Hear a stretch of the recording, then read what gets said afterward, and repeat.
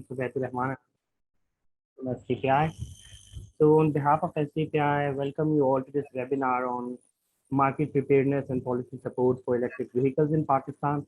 And just to raise some housekeeping rules, may I please request our speakers to keep their microphones off when they're not speaking to ensure good audio quality for everyone. Speakers are also encouraged to switch on their cameras, especially when they're speaking, if their network allows to do that without any disruptions. The webinar will be recorded and the video will be posted online. You are welcome to revisit the discussion later and feel free to share it within your network. We also invite questions from my audience and colleagues at the end or as the session goes. Please feel free to write them in the chat box or in the Q&A box on the right side. Please have the chat box open in the window as well, or you can also indicate that you want to speak by clicking the raise hand tab on the right side.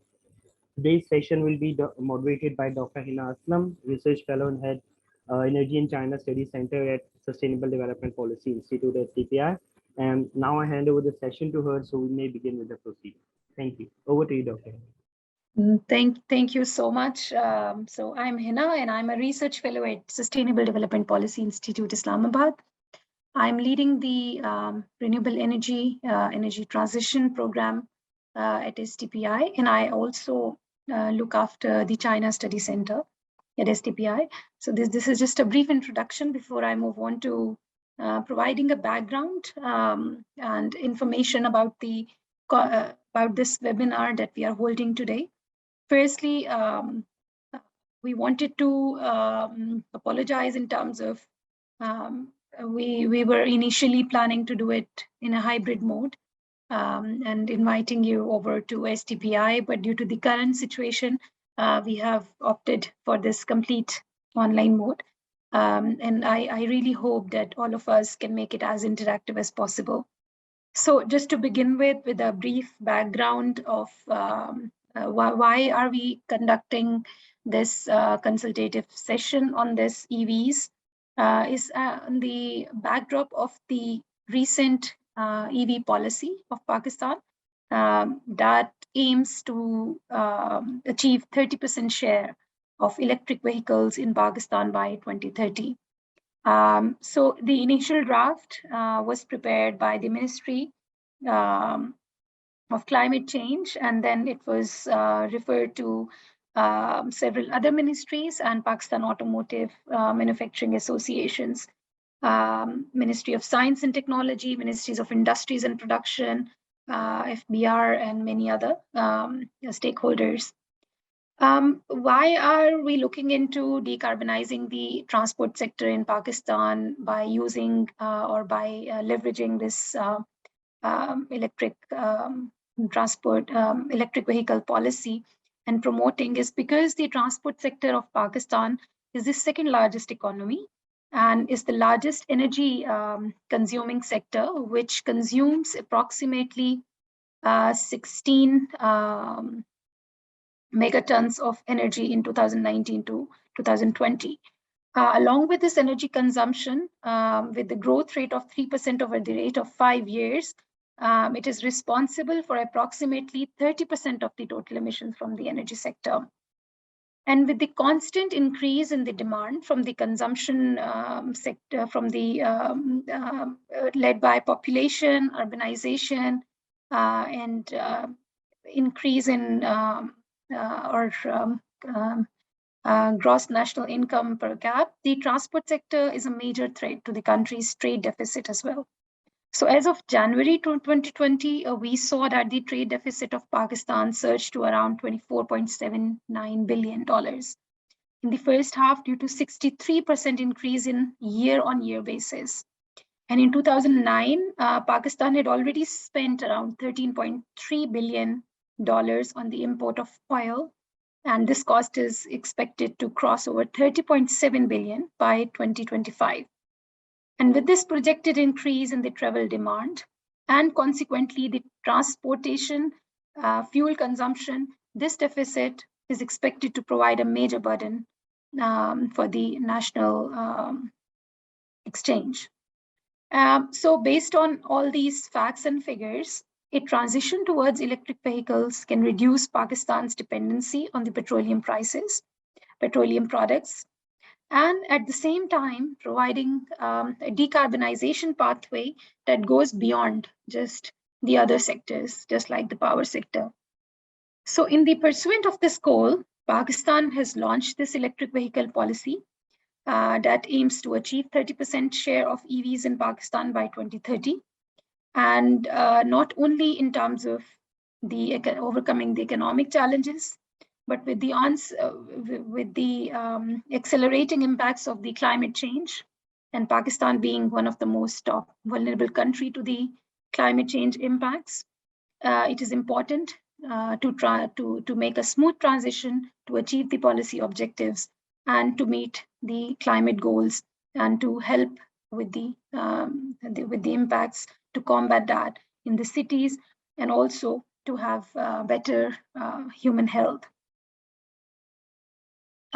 So as we see that we have a policy, we have a right pathway where we are setting up the targets to achieve, it is very important to realize what has been the current progress in this field, what are the opportunities and the challenges that we are facing for the EV market growth in Pakistan. So this webinar is particularly looking into the market preparedness and how the industry is looking into the opportunities for promoting electric vehicles in Pakistan. So basically, there are three main objectives that I could quote. So the first one is to build the capacity to share knowledge on the opportunities and the challenges for the upgrade of EVs in Pakistan, with a broader focus on the policy objectives that we are facing, that we are envisioning to face, to meet. Then to analyze the market and industry readiness for electric vehicles in Pakistan and come up with some recommendations and solutions for industrial support in upscaling the EVs infrastructure. And also looking into how the other countries are doing and what has been the best global models, so that we could benchmark the policy support for electric vehicles in Pakistan to overcome the existing and the foresee challenges and the best practices that we are looking into. So I'm very pleased to share that we are joined by the right panel with esteemed panelists who have had experience in working in this domain. We have representatives who have been part of the policy and also from the market perspective and from academia and from the private sector. To begin with, before moving on to the panel discussion, I would like to give a floor to Dr. Naveed Arshad, who is an associate professor at Lahore University of Management Sciences and also director of Energy Informatics Group at LUMS. And his research includes both short-term and long-term forecasting of the energy demand. And he has worked around renewable energy sources, energy efficiency, energy demand side management. And he has a quite extensive knowledge in working around electric vehicles and electric vehicle policy in Pakistan. So, sir, it's over to you. We're very pleased to be joined by joined by you for this to initiate this discussion.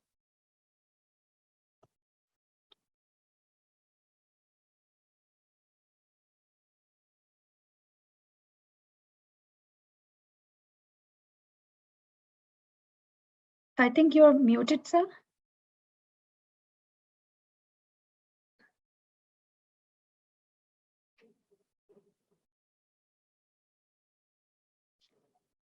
The mic is muted. If you could kindly.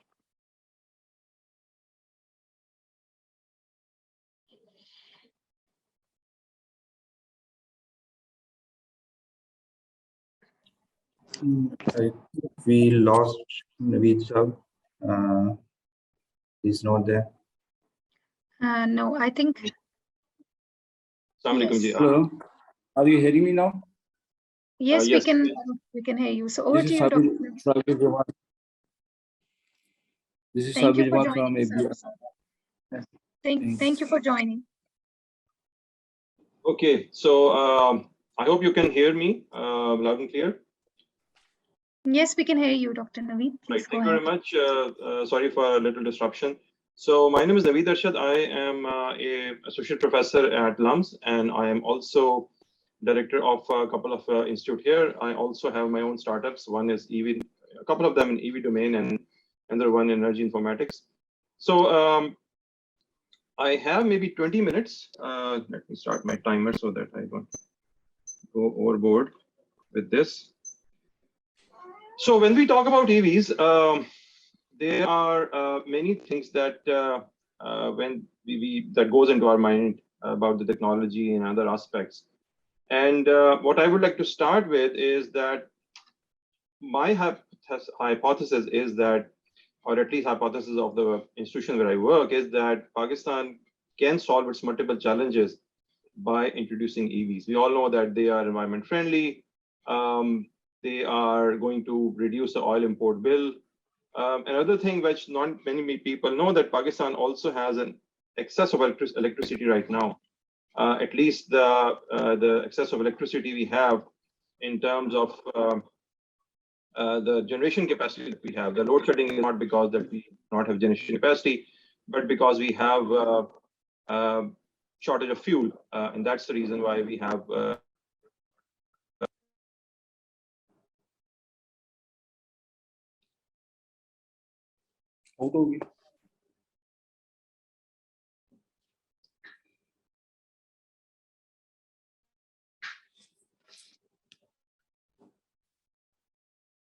Dr. Naveed, are you with us?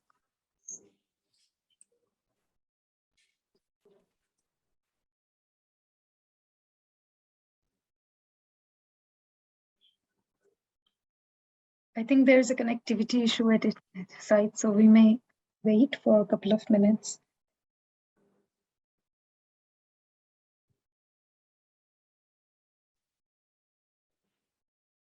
Sorry, just give me a second. Let me change my mic and speaker because I think they are creating. Sure, please.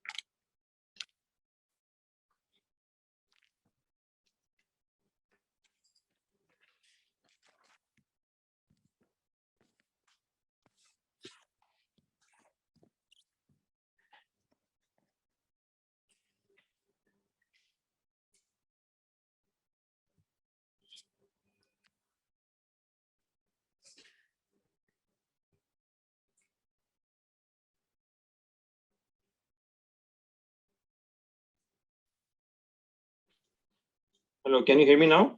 Yes, we can hear you, please. Sorry about that. I don't know if there's some challenge in my connection right now. So I'll just go back to the presentation. Hopefully it won't happen this time. I've changed my microphone. So can you see my screen also? Yes, certainly. All right. So there are many myths of electric vehicles that we hear, and some people say that they are not as clean as they seem to be, and the fossil fuel, if we use them to produce electricity, they still are polluting. So just we are shifting the source. Then the questions are whether we have enough electricity, do we have reliable electricity, do we have affordable electricity? Then another question comes up that automotive industry will suffer and people lose their job. Then question about the quality of the battery, they will degrade.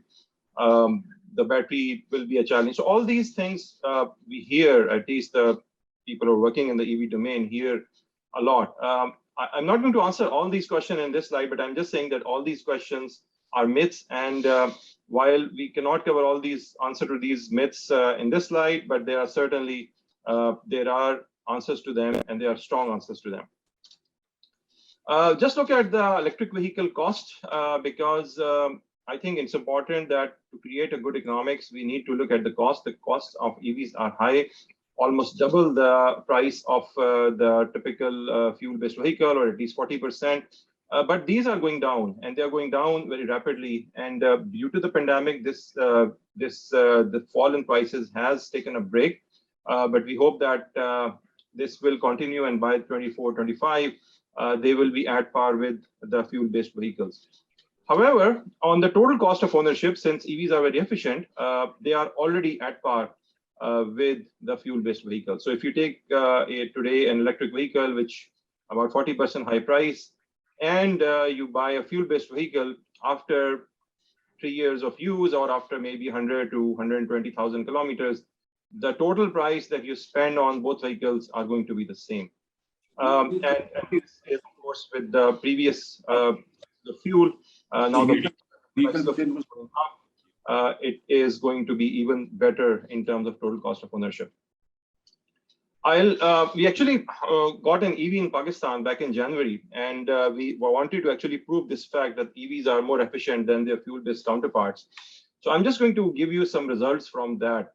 So the car that we got was a compact SUV, and we drove it for about 5,000 kilometers. And we charged it through a public charging network. We charged it through home charging. We charged it through photovoltaic, like with the net metered connection. And the prices were, the cost of operation was just phenomenally low from the fuel-based vehicle. So with public charging, which was at a higher side, these are January rates. So now the rates have gone up a bit, but similarly, the fuel rates have also gone up. So it was about 7.5 rupees a kilometer. If I charge it at home charging, which is about 26 rupees a unit, the home charging was about 3.9 rupees, and the PV charging is about 1.17 rupees. And we compared that with the other vehicles, which are the fuel-based vehicle, which is 1300 cc, that was about 10.76, almost close to 11. 1500 cc was about 13 rupees, and then about 1500 turbocharged engine, which is a new category of engine, that are slightly on the higher side, that's about 17.5. So even the highest of the maximum that we got from the public charging, which is not to be used all the time, it's still cheaper to get an EV and use it. And then typically it gives you 1/4 in city and 1/3 if you have city plus highway driving in terms of cost. So we then map these costs. So remember one thing, whenever we buy a fuel-based vehicle, although the price is low, we are actually having a bill of the fuel, and ultimately it's translated into the oil import bill of the country. So every car that we get is going to have a fuel bill associated with it for the duration of its operation. That's maybe 10 years, 15 years, whatever time we want to operate. So we mapped this to another, maybe not you can say a very high tech calculation, or just a back of an envelope calculation.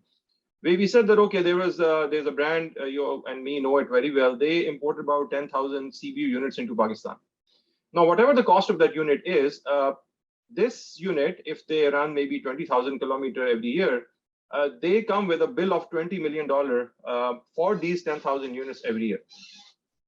Now, that same brand have a compact SUV, and that compact SUV is slightly smaller. And then if we, let's say, hypothetically assuming that we imported the 10,000 of those units of the EV version of it, the yearly cost of fuel would have gone down by just $5 million. So this $15 million will continue to pay for the duration of these vehicles. Likewise, every vehicle in Pakistan that's produced, whether it's a car or it's a SUV or a motorcycle or a three-wheeler, comes with the fuel bill. So that's a very important thing, that half of the population of Pakistan is under 23 years old. The car sales or the vehicle sales will go up. And the more sales we are going to get, the more our import bill we are going to have in the few years if we do not get our act right. Now, we did a study last year with the help of USAID, and we did about 80 different individuals, companies, government folks, and other people who are interested in EVs. And we did that, what are the opportunities of EV market look like? And surprisingly, there are some opportunities that are really low-hanging fruits, and the industry and the people who are involved with it are looking for opportunities where they can actually get they hold on an EV and then use them. And first of them are all types of commercial vehicles, especially the ones that are within city and which are doing last mile connectivity, either for cargo or passenger. Then public transport, whether it is inside city or between closer cities, like for example, Lahore and Gujranwala, which is about a 1.5 hour distance, 200 kilometer or less. Those are you can say ripe opportunities for EVs. Then passenger cars and two-wheelers, and there many people think that we should go for two-wheelers and the masses of two-wheelers should be converted to electric. Unfortunately, that's not going to happen because the price point at which those two-wheelers are selling is so low that no EV in the world can compete that unless you have some really out-of-box solution. So the top end of the market, whether the cars or two-wheeler, they are going to be the first candidate to be converted. And then charging infrastructure. The critical charging infrastructure that we need are on our major motorways and highways. We also did a study, and that's available at Lum's Energy Institute website, where we identified some critical points where if charging infrastructure is installed, we can connect the whole Pakistan. And there are only 16 points of that sort. And then places with high footfalls, like hotels, malls, and other locations where, so their charging infrastructure is critical. Another thing is battery packs, because battery is actually the lifeline of EVs. And if we do not have battery packs or local manufacturing capability, EVs cannot flourish. And then finally, the motors, motor control units, EV software, which seems to be a rather small area. But for example, EV software is a very large area where we can have an investment opportunity. Half of the IP in electric vehicle is actually software. And there are companies, for example, XPeng in China, half of their workforce is actually IT graduates. The rest of the half is working on other parts of the vehicle. In the medium term, which is about 5 years down the road, or 3 to 5 years down the road, we think that some cars which are of 1,000 to 2,000 cc category, they are going to be viable. And then the public transportation, which is between cities of maybe more than 450 kilometers, then reefer trucks and other freight trucks are going to be viable in Pakistan, given the cost of EVs. And then finally, battery cell manufacturing is something that we will have to launch in Pakistan, because that's the raw material for batteries. And then low-cost two-wheelers that can compete with a $500 motorcycle, that may be possible once the costs are down. And the long-distance public transport. Now, in Pakistan or around the world, there has been some challenges of EVs, which are the high upfront cost, charging time, and range anxiety. But in Pakistan, we have other challenges that we have to solve. It's not that they are not unsolvable challenges. There are viable solutions that are available, but these challenges have to be solved. One of the critical challenges that we have to solve is that we have to ensure a minimum quality of the electric vehicle. You must have heard news about battery fires in different parts of the world, most recently in India. Those are things that can actually create a negative point for EVs. And unless we have good standardization and then certification and then compliance of those standards, I think it's extremely critical that whatever EV we certify in the country has actually gone through all the standards of safety. Otherwise, it's going to be challenging for us to make sure that EVs are going to be possible in the country. So here are some of the, you can say, some of the challenges, some of the opportunities. I will like, last 7-8 minutes, I would like to just give you a touch of reality. So the EV policy came in 2019. The incentives for 2-3 wheelers were announced in the budget of 2020. Yes, 2020. And then for 4-wheelers, the incentives were announced in the budget of 2021. So it's almost have been, about 2.5 years of EV policy since its implementation.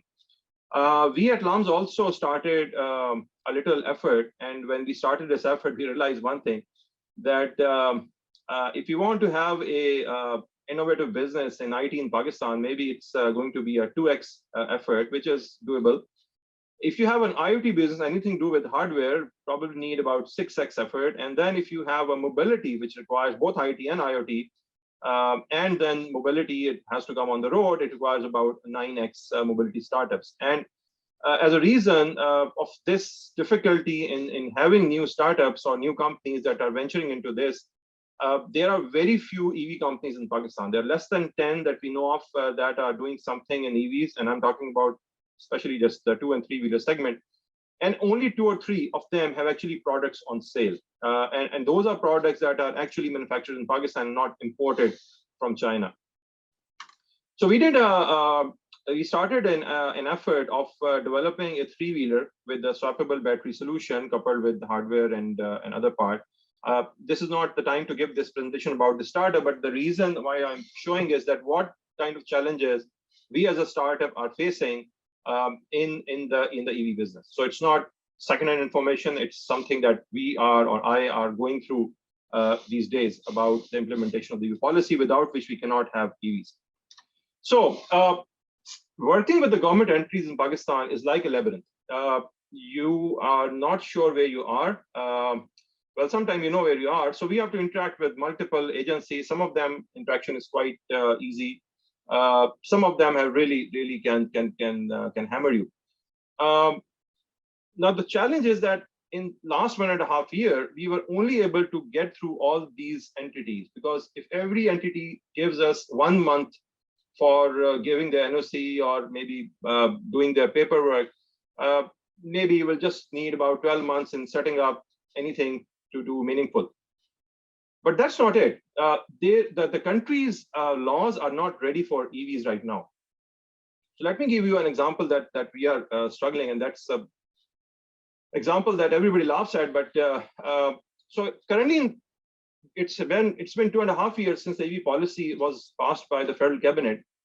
As of today, we cannot register a 3-wheeler in any part of Pakistan. And since registration is a provincial subject, every province has their own requirements. So I'll talk about the requirements of Punjab. So in Punjab, until about January 2022, the EV incentives were not implemented. Finally, they got implemented, and some vehicles started to get registered, except the ones that are the commercial vehicles. So any vehicle that is a public service vehicle has to go through you can say a certificate or a license from a department called Punjab Transport Department. And the Punjab Transport Department, when you go to them, they say that in the Motor Vehicle Ordinance of 1965, there's no provision of granting any electric vehicle license. It's only for the mechanically propelled vehicle. Now, there is an easy way to solve this problem, but they got a difficult way, and they said that we will draft a new amendment to the ordinance, and the amendment will have to go through different departments in the government. Then you have to pass through the legal department, then has to pass through the cabinet, and then we have to go to the provincial assembly before it is being passed. So now that exercise has been happening for the last 2 years, I would say. The most recent status is that it has been passed by the cabinet, and now it's in the Punjab Assembly. But you know that because of the dysfunctional Punjab Assembly, we don't expect to happen anytime soon. But there are other easier ways of doing the same thing. But the problem is that somebody has to take ownership, and we have the 5 secretaries in the last 7 months that I have interacted personally with them, and they have been very supportive. But as soon as somebody understands your problem, try to solve it, they got transferred. The last secretary got transferred just last week. And this is not it. There are, when you have installed a charging infrastructure, there are many other entities you have to go NOC from. So in total, about 30 entities that we have to deal with. We have to get NOCs or certificates or some kind of permission in solving this matter. And no wonder that there are only 2 or 3 companies that are able to launch electric vehicles so far in Pakistan. So EVs are at a crossroads in Pakistan. At this time, the policy is unfortunately an orphan policy. There is no owner of that policy who is willing to actually implement it. That's something that I have observed. As a country, we have 3 paths. We can be a manufacturing hub of EVs by 2030 if we get our act right.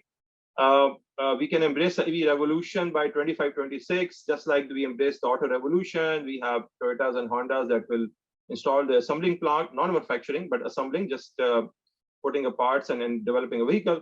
Or we can have a laggard in EV revolution, like we did in solar and many other technologies, and that's something that we have been seeing previously. if we have to have ingredients of fast track penetration, the government has to play its major role. And the major role is the following. EVs cannot be popular in Pakistan unless we go to a certain critical mass. There are certain numbers that we have to have in the country before people will be interested in it, before people will have trust in them. That critical mass cannot be obtained in a fast track fashion without the help of the government. And then if the government wants to have EVs, they should start first. They should have the government vehicles should be converted to EVs, or at least part of them. Infrastructure, nobody's going to invest in infrastructure that's not going to pay them back. The infrastructure, unfortunately, the government has spent zero money in any kind of EV infrastructure or any kind of EV project. I mean, you see the federal budget or provincial budget, you don't see anything related to EVs at all. And that's not going to solve this problem. Will be a laggard in the EVs finance. New financing models, as I said, that EVs work on their efficiency. And unless you have used that efficiency properly, you cannot really let EVs, you can say, cost effective. And for that, we need some innovative financing models. Parts industry, as I said, needs to be developed. Standardization bodies also needs to have the act together. Currently, there are 2 standardization bodies in Pakistan. I'm talking about 3-wheelers. There's PSQC at the federal level. There's PTA at the provincial level. Guess what? Their standards don't meet each other. So if a manufacturer is manufacturing a 3-wheeler, he has to have how can a manufacturer have 2 conflicting standards? If one standard says that your vehicle top maximum height is 4 feet, others say that your maximum height or minimum height is 5 feet, you cannot possibly meet that standard. That's not worldly possible. So those standardization body have to sit together and somehow get some harmony. Our data regulations are killer of innovation. There's no doubt about it. And not just me, but other people in the industry also think that way. Unfortunately, our businessmen or people who have more liquidity are risk averse. They do not want to spend in any risky business. They do not want to spend in any intelligence R&D.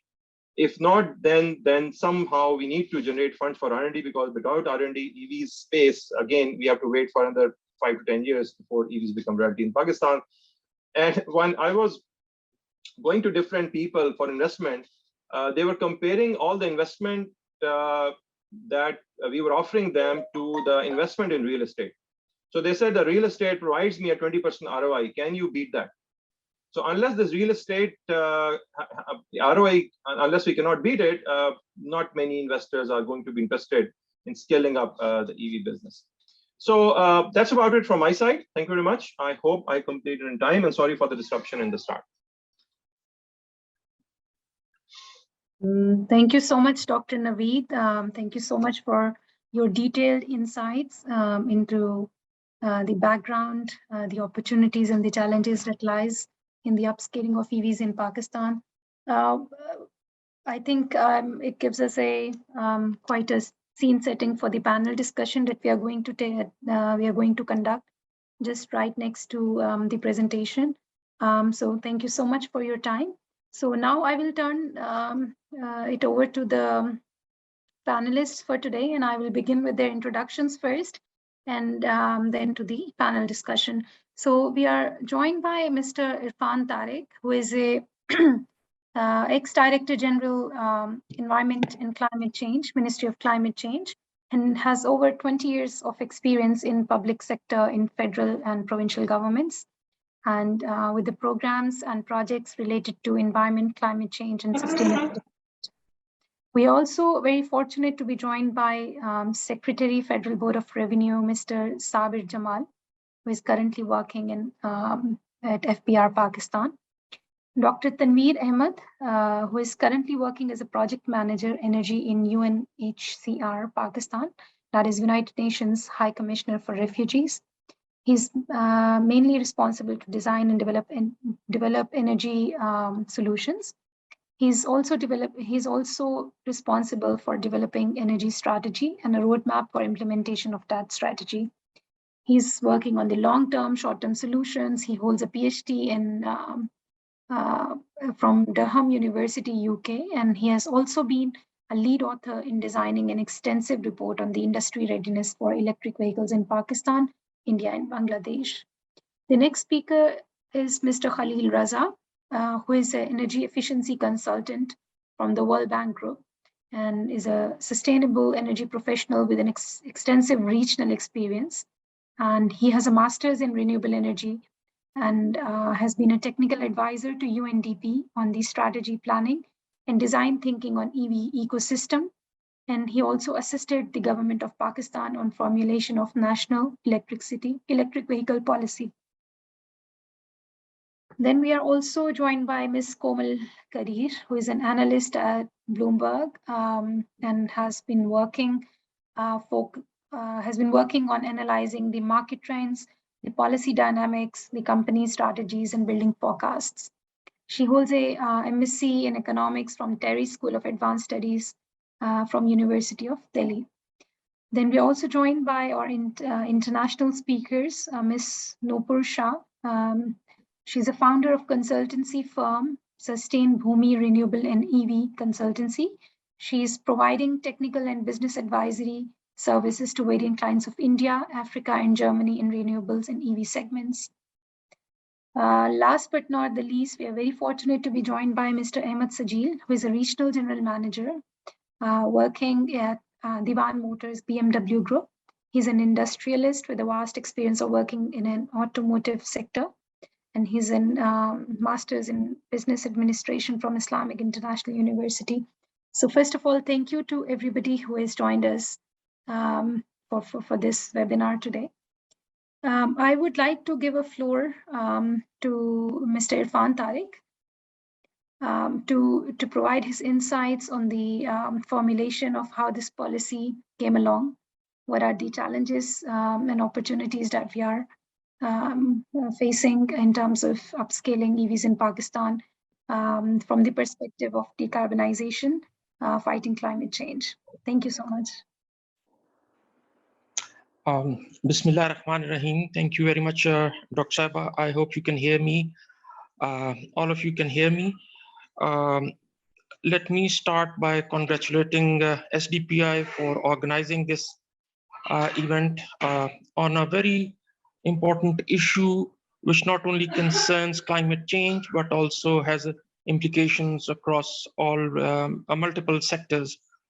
And thank you very much for the introductory remarks during the start of the session, where I think you have highlighted in a very appropriate fashion the impacts we can see from the EVs. And thank you very much to Dr. Naveed, who has been the main architect of this policy and this whole EV revolution in Pakistan. There is not much to say about after Dr. Naveed's presentation, but there are just a few points which I just wanted to highlight, and they are specifically from the lens of climate change.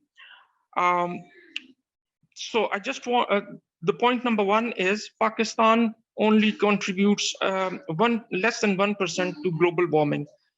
And mitigation as such is not our priority. But looking at when we thought of EVs, we took it as a very strong agenda item because it made perfect economic and climate sense. For Pakistan, the second point is the whole EV revolution across the globe is not because of any economic. Yes, the economics plays a very important role, but the main driver of EV revolution across the globe is climate change. The reason being that the climate budget is shrinking, and we need initiatives which can provide mobility, but do not contribute to global warming. And EV here makes a very good sense.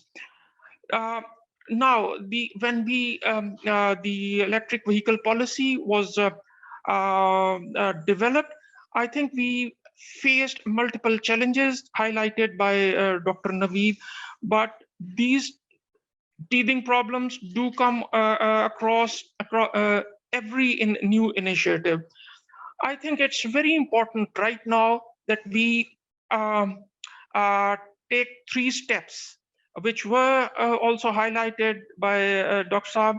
And the first step is to have a dedicated department or institution or ministry or whatever which has the ownership of this policy. Now, this policy is hanging somewhere, I don't know, somewhere in between multiple ministries, multiple institutions.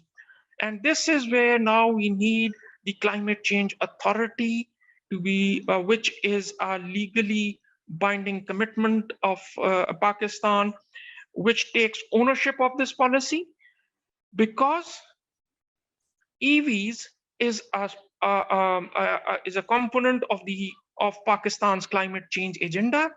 It has been reflected in the nationally determined contributions, where we said that we would increase our EV share by 30% by the year 2030.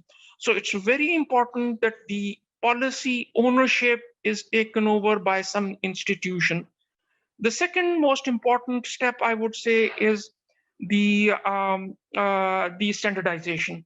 And that is where I think we have got the institutions in place. And as Dr. Saab reflected, they need to be coordinated, since there is no ownership of the policy right now. Rather, the ownership is very, very weak. Therefore, the institutions are looking at their own interests instead of focusing on the interest of operationalizing the policy. The third most important thing to me seems that we have got some very, very good energy resting within the private sector, which is waiting for this opportunity, waiting for the government to create that enabling environment where they can play with full strength, and they have a level playing field. I think this is where we need to encourage the private sector to come into full throttle for operationalization of the EV revolution in Pakistan. And my last point is, if we fail, the signal we are giving to the global community is that Pakistan's climate change agenda is jeopardized, because this was a climate change. This is a climate change. This is a very important component of Pakistan's climate change agenda. We cannot afford to fail in this EV revolution. And I think we have some very good examples in three-wheelers and four-wheelers in Pakistan. They should be encouraged to take over with full speed. I would stop here, and thank you very much.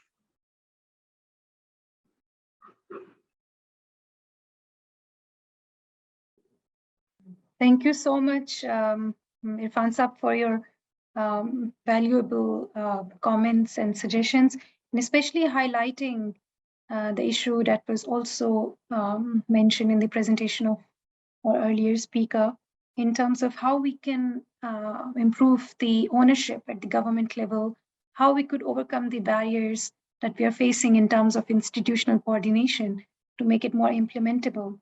And also, lastly, in terms of how we could actually create an enabling environment for the private sector to bring in more investments. And also to stress upon it how crucial it is to have the implementation of this policy and to implementation of these strategies and these kind of measures to fight climate change, with the constraints of not just facing the impacts, but also in terms of the budgeting, in terms of the financing and the fiscal space that is very limited in this domain. So thank you so much, Irfan Saab, for your insights. I would like. Can I interrupt? Dr. Hina, can I interrupt? Actually, I have to go to the budget meeting. Okay, so, sure, Sabir Saab. If there is any question about the, you may send me in writing. We can reply each chance. So do you have 5 minutes to have your intervention? Okay. Yes, please. So it's over to you.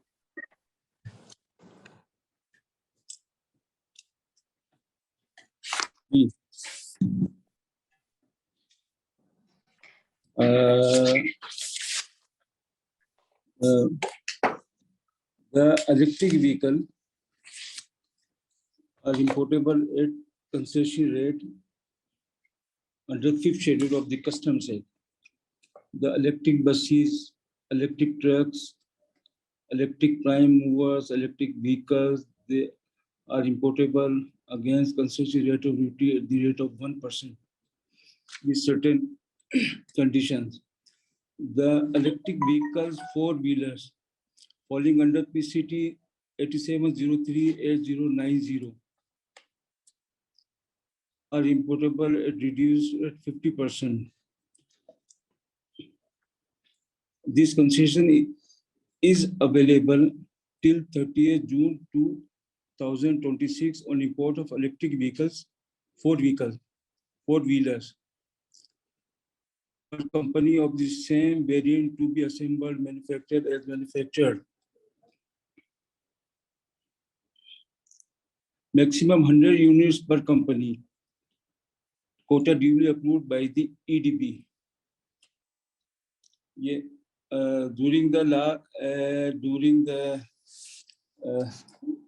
last financial year, 16 used electric vehicles were imported, and 386 new.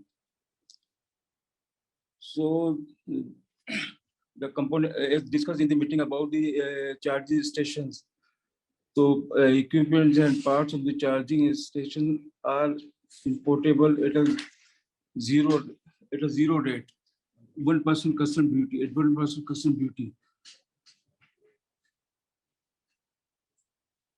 And any question specific that may be sent to me in writing, we can reply. Yes, thank you so much, Sabir Saab. I think you highlighted the concessions and the tax redemptions on the EVs and the parts. Yeah. And we do But have. at the moment, vehicle in CBU of any type is not importable. Okay. As the So- Australians taken by the federal government. Sure. Thank you so much for the information. I think we will have some questions because we have just a reminder to the other panelists that this program is going live on the Facebook as well. So you might have some questions coming in that I will be communicating with you after your intervention. Okay. Okay. Sure. Thank you. Thank you so much for your time today, sir. Thank you. Thank you. So I'll quickly move on to Dr. Tanveer, who is currently working as a project manager at NCR. Yes. So Dr. Tanveer, as I also mentioned in your profile, in your introduction, that you have been working on an extensive report on the industry market readiness and industry readiness for electric vehicles in Pakistan, India, and Bangladesh. So how do you see it in terms of for the existing challenges for the growth of electric vehicles in Pakistan? What has been the success stories in other parts of the world that you see that could be taken in the context of Pakistan, and how we could provide a way forward for the local EVs industry support? So over to you. Thank you so much, Hina. So you mentioned this study. This was conducted by LUMS and IIT Bangalore in Pakistan, India, and Bangladesh, and even some other SAARC member states. But the main focus was on Pakistan and India. Basically, what we did there was it was the industry assessment. So we looked at the industry preparedness, that if the local industry is prepared for indigenization of the battery electric vehicles manufacturing. We found out, like you talked about, like success stories. So the success story that we can talk about in terms of Pakistan, and not for electric vehicles, but in terms of vehicle, is the tractor industry, which was initiated in the 1980s. So tractors were being imported in Pakistan, and then we had an indigenous industry, quite a successful one. Even there are some exports in that one. So Dr. Naveed was there, and of course, being a lead researcher, I've seen his work, and he mentioned quite a few things. But he mentioned this as well, and my opinion is the same, that yes, there is a lot of potential in this area in Pakistan. But what is lacking, like, is the demand in this regard as well. We mentioned the benefits of electric vehicles again and again, but the cost is associated with it, the initial cost associated with electric vehicles, that is a major hurdle in increasing the number of electric vehicles on the road. Then again, the other thing which came out from the study is the battery component of the electric vehicle, and there are a lot of like it covers more than 50-60% of the cost of an electric vehicle. Though we are expecting that the cost in 2030 for the batteries will reduce to $62 per kilowatt hour. But as we can see, like the inflation in Pakistan and the dollar rate going high, so though the overall, like globally, the battery cost is reducing, but in Pakistan, the impact is not that much. So then that again is another problem. What we saw from India is that they have introduced the 2- and 3-wheelers, especially at the like at the government level and in their logistic fleets. So the companies or the organization, for example, TCS or Leopards in Pakistan, who use these kind transportation is a major part of their operations. So we can ask like them, or the government can ask them to initiate electric vehicle and make them a part of their fleet. Then again, we also saw like that there are fiscal incentives and economic incentives both for the investors as well as for the consumers. So, for example, in the economic incentives or the social incentives, so countries have been providing free registration for electric vehicles. There are lower toll on the roads and motorways for these vehicles, and even in some cases, especially in Europe, access to the bus lane, which is like you can call it a free traffic lane, or we can see the metro or BRT in our country.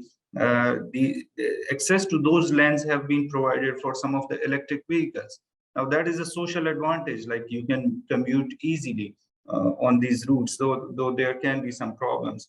So there is a lot of mechanism, and as Dr. Naveed mentioned quite clearly and explicitly, that though the policy is there, but it is an orphan policy. There is no custodian. There should be a policy, but there should also be a roadmap, and a quite clear roadmap with targets, and then we should religiously follow those targets. This is what I have seen like in other countries. India is moving ahead in this regard. They have the government has introduced quite a few programs, but unfortunately in Pakistan, we are going in the opposite direction. The tax have been increased on the related appliances which are required for assembling electric vehicles, and even the electric vehicles, the used electric vehicles, which are being imported from other countries, tax has been increased on that. So that's it from me, and over to you. Thank you. Thank you so much, Dr. Tanveer. And I think very rightly pointed out that where are the limitations and the challenges that we are facing in terms of roadmap for the implementation of this policy. So these factors, I think, play a major role in any of the policies that we are having in Pakistan, and the implementation is lacking. And how we could learn from our neighboring countries, how the fiscal incentives, how the policy measures and strategies could be adopted in the context of Pakistan, and to ensure the implementation in a rightful and in an enabling environment. I think it's the urgency of today. And as we speak of the learning from the other countries, and you have already shared some of the experiences from India, I would like to now navigate to Ms. Nupur Shah for her insights, as you have been working in this field and quite knowledgeable in this regard, at how can Pakistan overcome the challenges that are being that you have just heard from the colleagues. Thank you.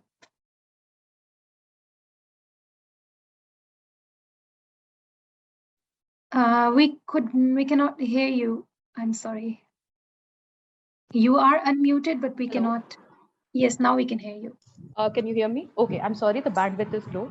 So thank you, Hina, for the warm introduction. And I would really like to thank Irfan sir and Tanveer sir for giving, a brief introduction about the policy and the challenges faced in Pakistan.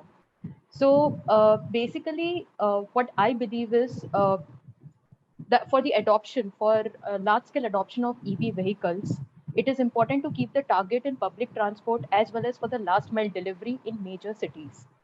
As Dr. Naveed has already pointed out that last mile delivery, electrification will play a major role in the long run. It is very true because that has been adopted and various business models have also come up in the country, especially in our country. So the second point which can be done is, the second thing which is there in my mind is adoption of electric fleet in government offices. That will play a very vital role because government offices are going to set an example for other people that okay, electric vehicles are being adopted there, it is safe to use and we can also use it right now. Third thing is the real estate projects. Whichever new real estate projects are coming up, it should be mandated to set up EV charging infrastructure over there, especially at the parking slots. It is very important. The early bird incentives will play a very important role because whatever EVs we are buying, whether it is two-wheeler EVs, they are at 20% premium. If we talk about the four-wheeler EVs, we get it at a 50% premium. So it is very important that we get the early bird incentives, like the first 1,200 users are going to get, additional X amount of discount. It will also play a very important role in, large scale adoption.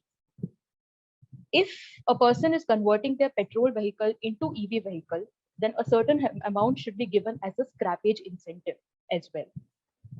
Other important thing which can play a very vital role is safety. So as sir has already said that, I think Naveed sir has also pointed out that safety is a major concern in EV industry. So it is important to adhere to the technical and the performance standards. So what here government has come up with is, they have come up with assigning unique identification number at the manufacturing stage to the EV batteries. So what happens is, if any vehicle is going to catch fire, so they are going to track the battery number and they are going to, track the OEM or the battery manufacturer and check the quality of the batteries. So this is a reverse process we are following right now. Also, it is very important that interoperability has to be there. For example, if you talk about the hardware side, battery pack should be standardized. What is the problem we are facing right now? Various OEMs use different battery packs. They are not standardized, and hence we are facing problems in the charging infra because every OEM requires a different charging infra, which is not possible. Also, if you talk about the software side, that the standard protocol between battery management system and the motor controller has to be developed. The communication has to be very proper. Now, the problem about connecting or interacting with various stakeholders is very common in India also. If we want to register an EV vehicle or start our own EV manufacturing firm, we have to consult 10 to 12 stakeholders. So what we are planning to come up with is a single window clearance, where all the stakeholders will be in that, will be there online, and it is easily trackable which stakeholder is consuming more time to sign the papers or to give or to ease the registration process. The second important thing which is coming up in India is the capacity building program.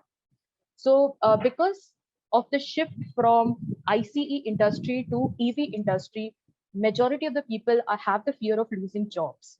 So what is the next best thing to do is we are building the capacity building program where white collar jobs and blue collar jobs will be given to the people.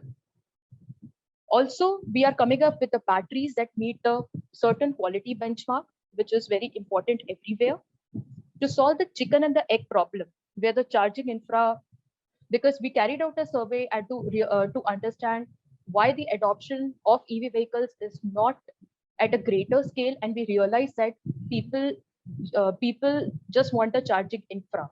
So it is like a chicken and the egg problem. The CPO, the charge point operators are not ready to install the chargers because they are saying the penetration of EV is low. So to solve this problem, the government should roll out certain tenders from their end and give intensive for setting up these charging infra.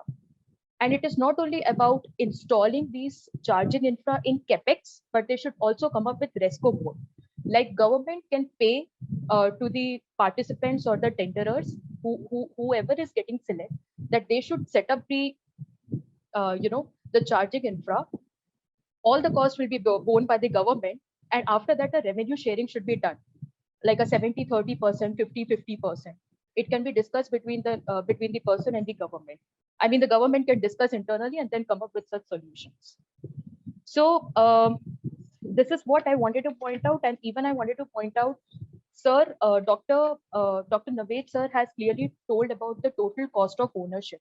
What is a problem when we interact with various customers? We have realized that sorry, they do not understand that the running cost or the overall cost of using an EV vehicle is much less compared to the IC vehicle. So every EV vehicle manufacturer should also give the total cost of ownership. What if you buy a IC vehicle versus what if you buy an EV vehicle? They should get such pamphlets so that they can understand why they should buy an EV vehicle over an IC vehicle.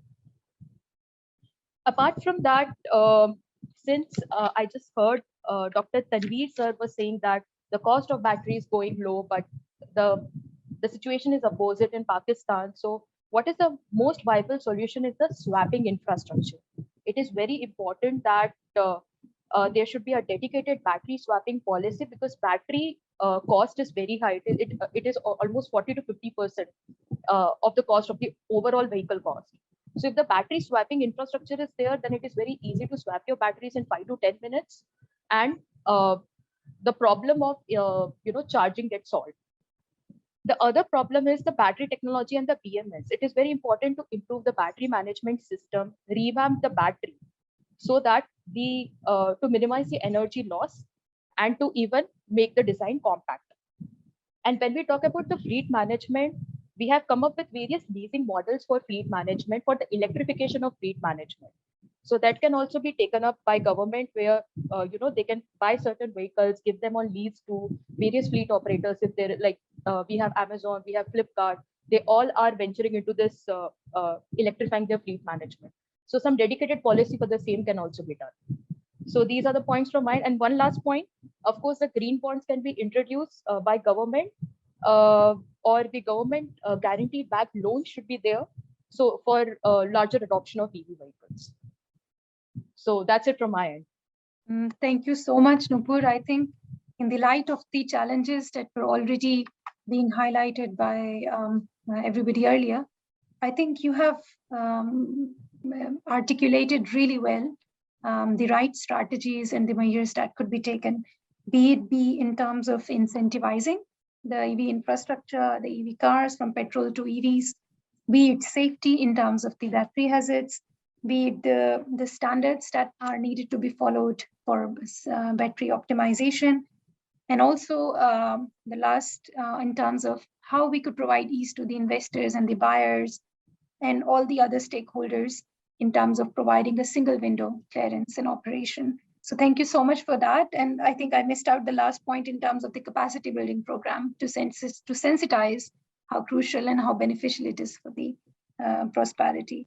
And I think with this, and considering that we have a huge demand and incentivization, and talk about how we could create enabling policy for the private sector, I would like to turn to Mr. Ahmed Sajid, who's from the private sector with Diwan Group, and would like to know with the recent investments in the EVs and EV infrastructure that we have been hearing very recently, what have been your perspective? What have been your experiences, especially in terms of the policy support that you're getting? The other thing, in terms of how ready we are, what is the appetite in the market? What is the appetite in the consumer market as well? So over to you. Thank you, Dr. Aslam, and thank you very much to all the speakers who have spoken ahead. I'm particularly impressed with how Dr. Shah, Ms. Shah articulated, and it was a great learning experience as to how India is moving about, and clearly the vision and the outlook there is much better structured.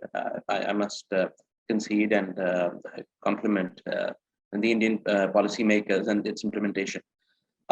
Coming back to our market, we are plagued predominantly with, and it's been said to death over the last hour and 7 minutes, that the policy is pretty much an orphan policy, and there is no real custodian of that. Because the fact of the matter remains that it was the initiative of the Ministry of Environment, while it should have come from the Ministry of Industries, perhaps. Of course, it complements the environment, but then again, it is up to the more technically inclined ministries that ought to take ownership of that. So what happens then in the process is that there is neither any ownership nor is there any consistency in this policy.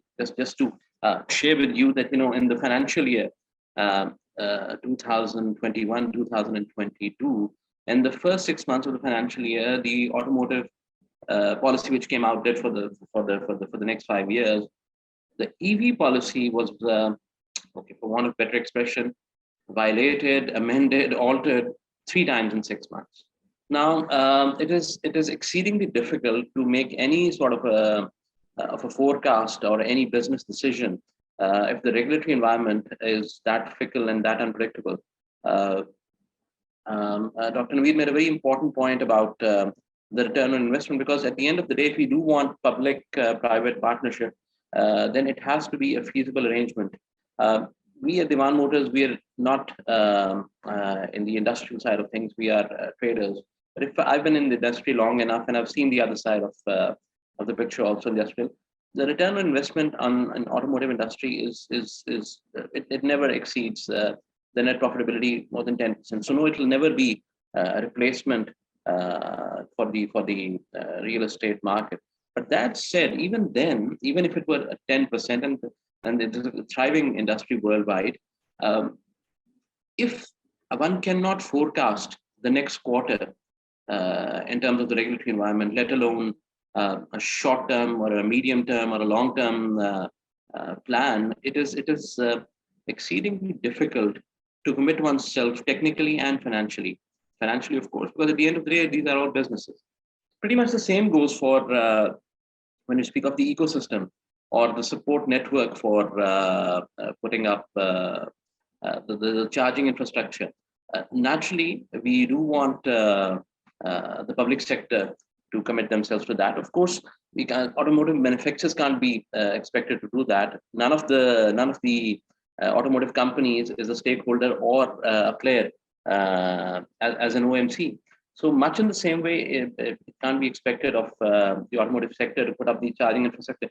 But at the same time, there is no clarity on that. We still do not have what we can call the rate per unit for charging. So eventually, there is no regulated network or system for that as to how much a charging one charge for an EV would cost from one place to the other.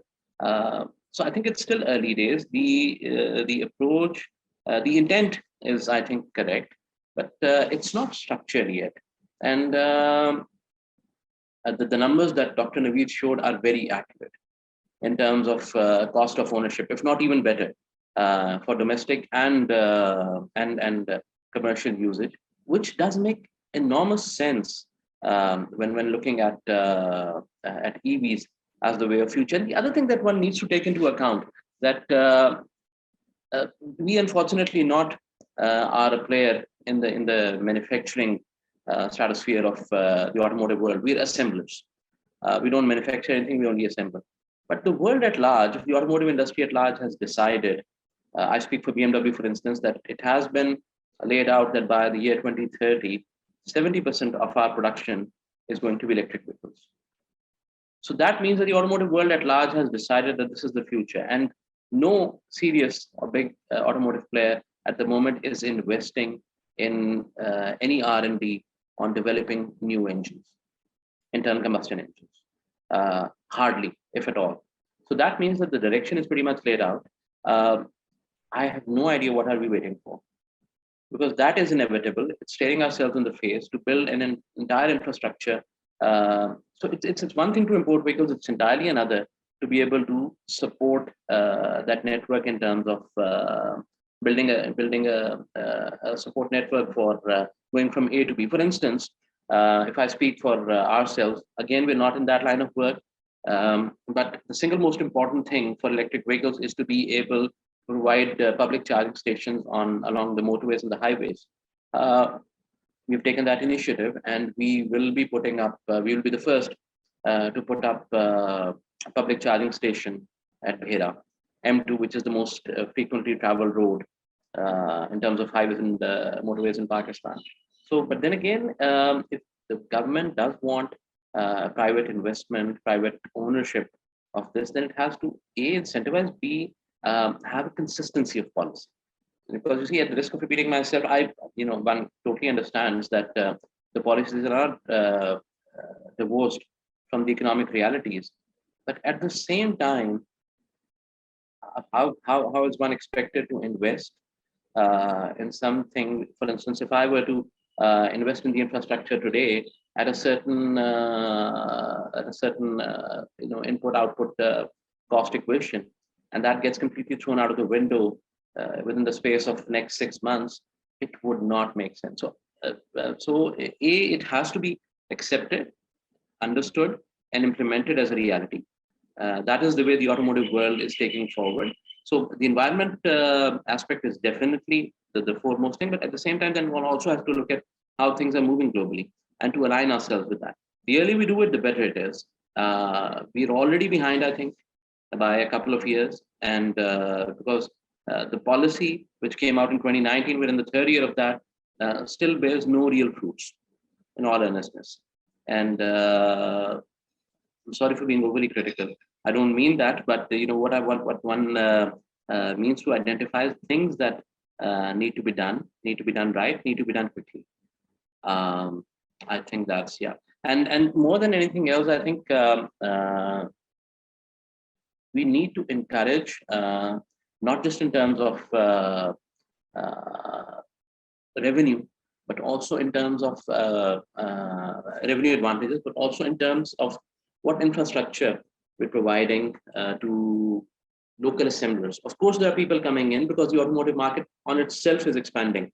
So there is precious little contribution that way, I think, from the policy side for inviting more and better quality. At the moment, I have tremendous respect for the way the Chinese automotive industry is developing itself, and it is the biggest thing in the automotive world right now. But if we wish to invite other players into this, then again, all the factors that one has sort of identified, highlighted, need to be taken into account to invite other bigger players and to be able to offer a more varied choice to the Pakistani audience.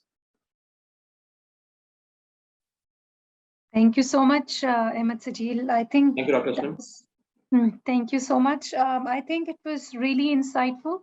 And that is the whole purpose of this consultative discussion, that we come up with some critical issues that we could highlight and present them, present to the policymakers that what are the real challenges? Like you said, the policy is out since 2019, but there has been no constructive, no structural management of the implementation that needs to be taken place. The other thing I would say is, because it is sort of correlated to the automotive policy also, because it is essentially a part of that.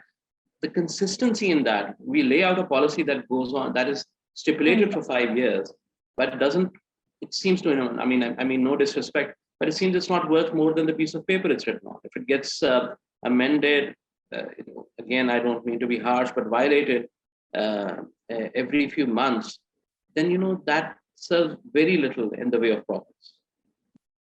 Yes, that's very rightly said. And I think that's actually what is being said in earlier phases as well. The lack of institutional coordination, the lack of political ownership correlates with these challenges. And I think I would like to second all of the thoughts that you have shared, and they're very insightful. Before we move on to another round, I would like to give chance to the other two speakers who have joined us today, from Mr. Khalil from the World Bank. If you could share your perspective, and then I'll move over to Ms. Komal. Thank you. Well, good morning. Assalamu alaikum. Thank you, Hina. And I would like to thank STBI for hosting this very important dialogue and giving this opportunity. So I was fortunate to be part of the UNDP Pakistan team, where we supported the government of Pakistan, especially the National Energy Efficiency Conservation Authority. In short, it's called NECA. That comes under the Ministry of Energy, to explore the potential development pathways of electric mobility in Pakistan. So the report is published, but I would like to second the thoughts of the many speakers, especially Sajil Saab. He gave a very precise overview of the practical, the ground realities that are in place. And also Dr. Naveed Saab, as to why the electric mobility is so essential for Pakistan, not just from the environmental standpoint, but also from the social and economic. So I would like to contextualize my comments based on 4-5 points. One is the global outlook market, and what is the major policy and regulatory drivers for EV adoption globally, and then we compare it to Pakistan. Do we have those similar incentives or structural programs to enable the EV adoption in Pakistan? Then are there any demand side drivers for EV adoption in Pakistan, and what are the supply side drivers? And in the last round, I'll provide the policy recommendation. So starting with the global outlooks, just 2 days back, International Energy Outlook, they published this EV outlook for 2022. And today, the global sales are about 10% of electric vehicles compared to 4 times that were in 2019. So there's a substantial momentum gaining in the market for. And China, seems to be the biggest player in this, then followed by Europe, USA. But we need to look at it as to what are those drivers that are, enabling the EV adoption globally, and determine whether based on those drivers, Pakistani market could offer similar incentives so that we could able to respond to this. So the major driver have been, Naveed Saab also, it's a purchase cost, driving rate, but more importantly, there are the regulatory push on emissions and access to charging infrastructure. So in our report, in the study, we found that, so we conducted 4 variables testing market. So that included zero emission vehicles targets, average vehicle fleet emission targets in terms of grams of CO2 per kilometer, the fuel economy standard, the EV purchase incentives. And we analyze those parameters for Chinese, US, Indian, European, and Pakistani market. Except for the zero emission vehicle target, that is the 30% of the new sales of EV by 2030, that's postulated in the EV policy. We do not have anything on the EV or the emission vehicle target or the fuel economy standard or even the purchase. So it's quite surprising that for a country like Pakistan that heavily depends on the fuel imports, we do not have fuel economy standards even. So for China, they have like 4 liter per 100 kilometer. For US, they have like over like 4.2 something. Even India has about 4.7 kilometers, 4 liters per 100 kilometers. So we do not have that. So this is, so how this regulatory push is engaging those players in the industry to switch into, because if you do not comply with this, either with the emission target or fuel economy standard, you will be penalized for 100 pounds or euros or dollars per grams of CO2 if you are exceeding the limit. And if you multiply with the entire fleet, so it's like $1 million of fines. So that's why all the European major industrial players are there switching their industrial or the manufacturing lines to EVs. And another important aspect is the EV purchase incentive. So each one of those, significant markets right now, they provide substantial EV purchases. So if you look at US, they have the plans to invest about $174 billion. China has already given $60 billion. They invest about, in terms of incentives, $1.4 billion every year. India has, through FAME 1 and FAME 2, provided $1.4 billion. Now they are into the phase of providing incentive to the advanced manufacturing battery, and they are providing about $4.2 billion incentive for this. So the point is that if you want to achieve the economies of scale, and for this EVs to be sustainable for large scale adoption, you need to achieve economies of scale.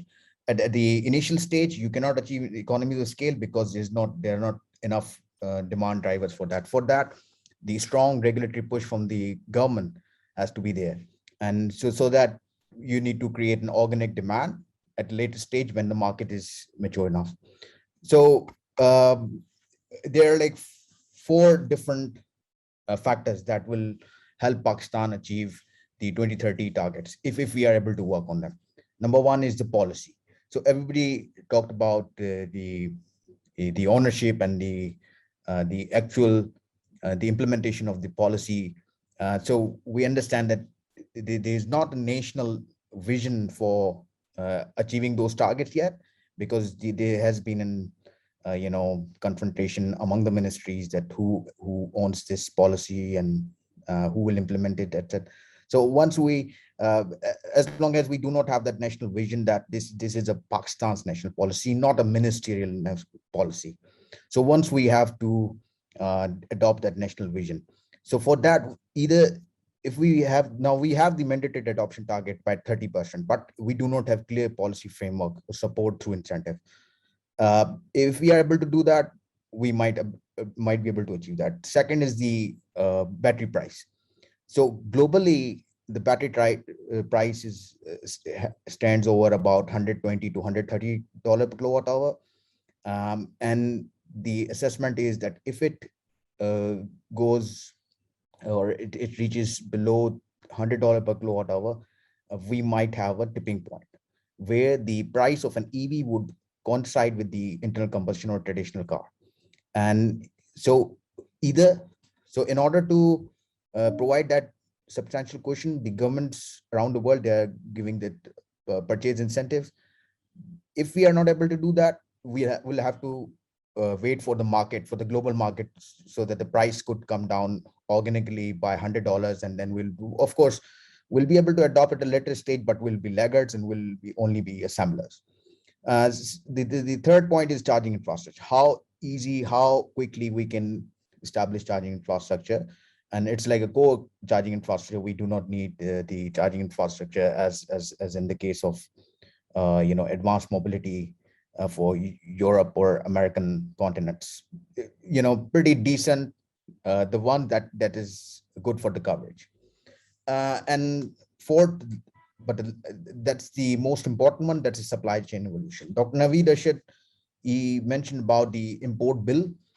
Of course, that each EV would save about like maybe 100,000 of import fuel for the total lifetime.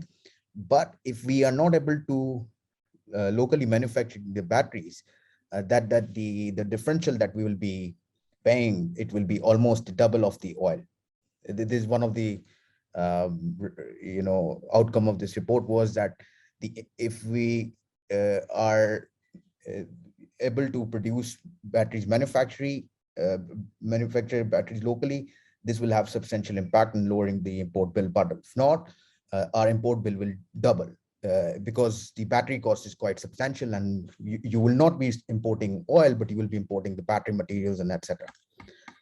And in terms of supply side, so we took at the analysis on the total cost of ownership. And so we found that electric 2 wheels and 3 wheels are already at a TCO parity, so they must go electric. But because they need policy for purchase incentives, so they might need some regulatory push from the government. Electric buses have very high upfront cost differential, in some cases more than 100%.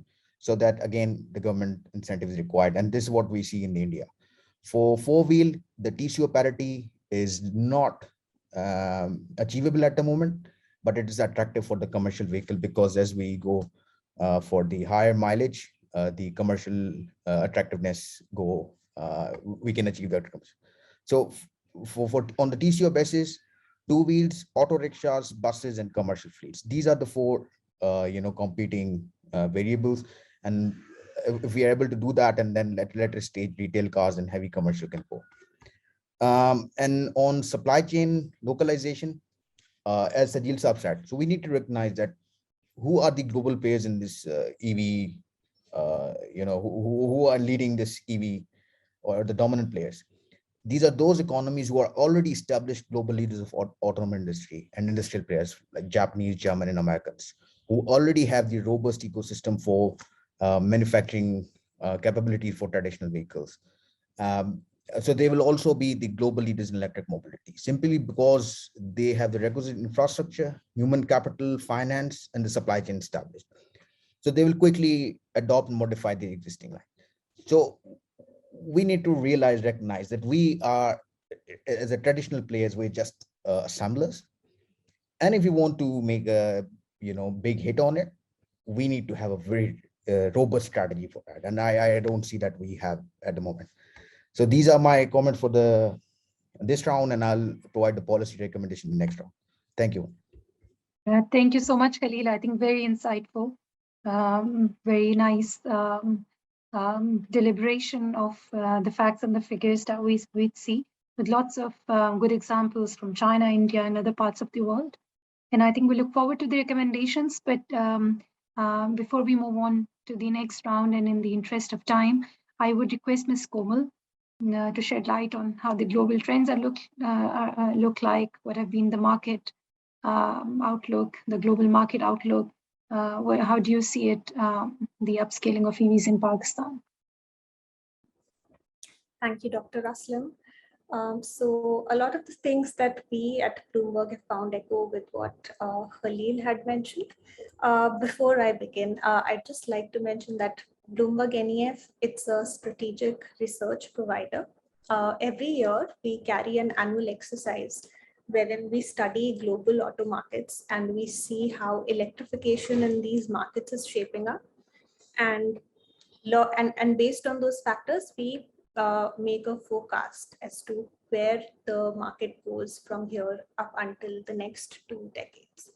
Now, for the emerging economies like Pakistan, India, Bangladesh, the EV adoption trajectory is slightly different than what we see for other major auto markets, primarily because these markets are very, customers are very cost conscious. These are very competitive markets wherein ICE vehicles are very competitively priced. So for an electric vehicle to compete on an upfront cost basis, it becomes all the more difficult. Therefore, what we find is that for the EV industry to take off, and not just to scale this disparity between electric vehicle cost and ICE car cost, but also to incentivize industry players to bring in more investments, to invite more startups to invest in the segment. There is an absolute requirement of policy certainty. We've mentioned, several panelists have mentioned a lack of a proper regulatory signal from the Pakistani government on how they visualize, although they have targets set, how they plan to reach there is probably a gap that still needs to be filled. Once you have the policy in place, then of course you give a positive indication. You tell the investors both within the country and outside, this is where the country intends to go. This is the sort of support you get. And once you have that certainty in place, investments flow in, automakers directly serving the industry and as well as ancillary services develop. Once that is in place, I think what we have seen has helped EV demand takeoff is availability of customer choice. So in a lot of these global markets, as customer choice keeps increasing, there is a greater popularity for electric vehicles. So we believe that once you have policy certainty in place, once you have policy remedies in place, one of the biggest factors that countries, particularly, like I mentioned, South Asian and emerging economies, where the ICE market is super competitive, is to address the price gap. And mostly this is done in the form of upfront purchase subsidies, so that you reduce the cost burden on customer when they purchase your EVs. The other factor here is, as has been mentioned and as is pretty widely established, operating costs of electric vehicles are now is now lower than your traditional ICE vehicles, and that gives a real opportunity for the shared mobility and public transportation market. As we've seen in India, and as is also the case in Pakistan, public transportation, shared mobility, 2 and 3 wheelers make a big part of the transport industry. Therefore, these are also more, we see them as early adopters of electric vehicles, mostly because operating costs are lower. Unlike private purchases, these buyers don't focus on frills and fancy features, but they're more concerned about the returns that they get from their businesses. So I believe a policy that concentrates on pushing, at least in the initial stages, electrification of these segments, 3-wheelers, 2-wheelers, shared mobility, public transportation, would be a good starting point before we move on to mass market electrification, which will come only once the battery prices decrease enough for the costs to be, for an average electric vehicle to be competitive with your average ICE car in the market. We are seeing that the battery prices have been falling from 2010 to 2021. There was about 89% drop in lithium ion battery pack prices. And we estimate that this cost will fall below $100 per kilowatt hour by 2024.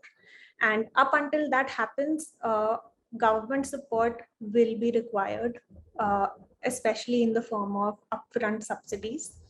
On the supply side as well, because you require huge amounts to entirely shift your production chains from your traditional industry to now electric vehicles. Support to the automakers, to ancillary component makers, to auto component makers would also be essential to drive and also signal to the industry that the government intends to move in the direction wherein we see electric vehicles take off. And I guess in the interest of time, Dr. Aslam, I'll hand it back to you so that we can move on to the next set of discussions. Thank you so much, Komal. Very insightful, especially looking at the trends and the market competitiveness in South Asian countries. It's wiser to look at how we could provide and start focus to begin with is to focus on the 2-3 wheelers, public transportation, and explore the possible opportunities for shared mobility before moving on to upscaling it for the 4-wheeler. Talking about the lithium ion costs, and there have been some issues and concerns about some of the batteries to be used in these EVs be harmful from the environmental perspective as well, and what kind of batteries would be used so that it does not drive the other sustainability issues that are associated with the cost. But since the focus of this discussion is mostly on the market preparedness, so we are looking at, I'll not go into deep details of that, but we can of course look into these insights later in the next session. I think we do have the first round that provided us a very insightful discussion of how the policy landscape looks like, how the market competitiveness is seen to be, what needs to be looked at, what we could provide in terms of recommendations that could be compiled in terms of support to the decision makers and the policy makers to take wiser decisions and to take more and to help them devise the implementation roadmap and make constructive and implementable solutions for this. I have a couple of questions that I received in the chat box for Dr. Naveed.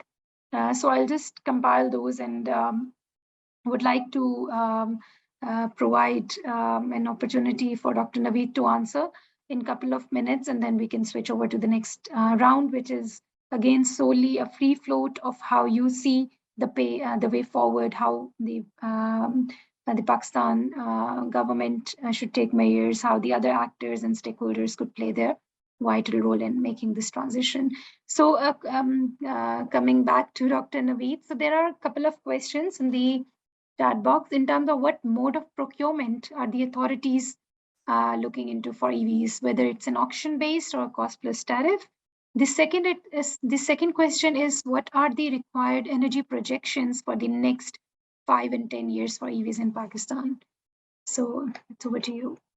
Okay, so the first question, I think the cost plus or the auction based model, I think is really for when we are going for generation procurement.